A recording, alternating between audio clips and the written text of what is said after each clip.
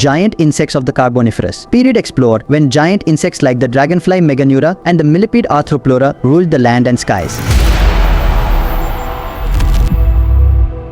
Imagine walking through a forest, the air thick with humidity, the scent of damp earth surrounding you. But this isn't your ordinary forest. We're in the Carboniferous period over 300 million years ago, long before dinosaurs even thought about walking the earth. A time when the planet was a different world, entirely a time when giant insects ruled the land and skies. But what does it mean to have giant insects roaming around? And how did these creatures get so big in the first place? Let's take a closer look. Have you ever wondered what it would feel like to be in a world filled with giant insects? Would you be excited or terrified? Let me know in the comments below.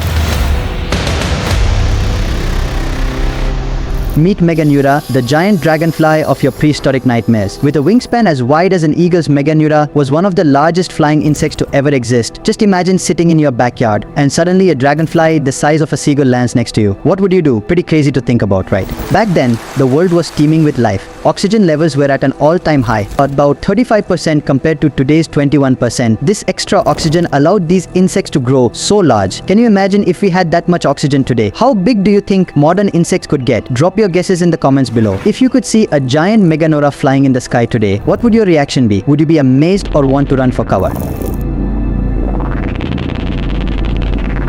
But Meganeura wasn't the only giant around. Down here, on the forest floor, we have Arthropleura, the biggest millipede to ever walk on Earth. Picture a millipede. Now, imagine it stretching up to 8 feet long and as wide as a coffee table. What would you do if you found one of these in your garden? Talk about a surprise. Despite its fearsome appearance, Arthropleura was a gentle giant, munching on decaying plant matter and helping to recycle nutrients back into the soil. This creature was essentially nature's cleaner, ensuring the forest remained healthy. How cool is that? If you could see any of these ancient creatures alive today, which one would it be? Let me know in the comments. Would you dare to approach an Arthropleura if you saw one crawling in the wild, or would you keep your distance? What do you think?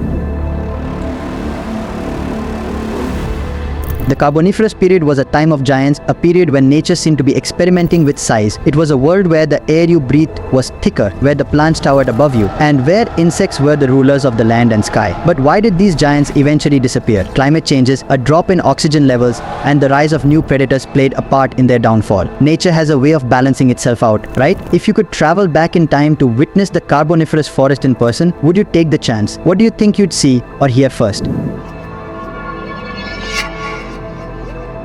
And it wasn't just Meganeura and Arthropleura. The Carboniferous period was full of oversized creatures. Giant cockroaches that could grow over a foot long scurried through the underbrush. Early amphibians, some as big as modern-day crocodiles, dominated the swamps. Imagine what it would be like to see these creatures coexist. What do you think a day in the Carboniferous forest would have been like? Which of these Carboniferous giants would you find the most fascinating or scary? Would it be the giant dragonfly, the enormous millipede, or something else? Tell me why in the comments. The Carboniferous forest was nothing like the forests we know today. Instead of trees with leaves, imagine giant ferns, club mosses that stood over 100 feet tall, and horsetail plants growing as high as your house. The air was thick with moisture, almost like being in a giant greenhouse. The floor was carpeted with thick layers of fallen plant material, creating a perfect environment for all these massive insects and amphibians to thrive. Sounds like a perfect setting for a sci-fi movie, doesn't it?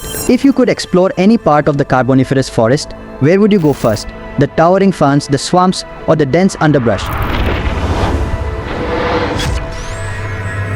Today, the legacy of the Carboniferous giants lives on in the fossils they left behind, reminding us of a time when our planet was a vastly different place. A time when insects the size of birds and millipedes longer than a car called Earth their home. So next time you see a dragonfly, take a moment to imagine its giant ancestor, Meganeura, soaring above you. Who knows what other giants the past may have hidden, waiting for us to discover. What would you say if you could send a message back in time to the Carboniferous period?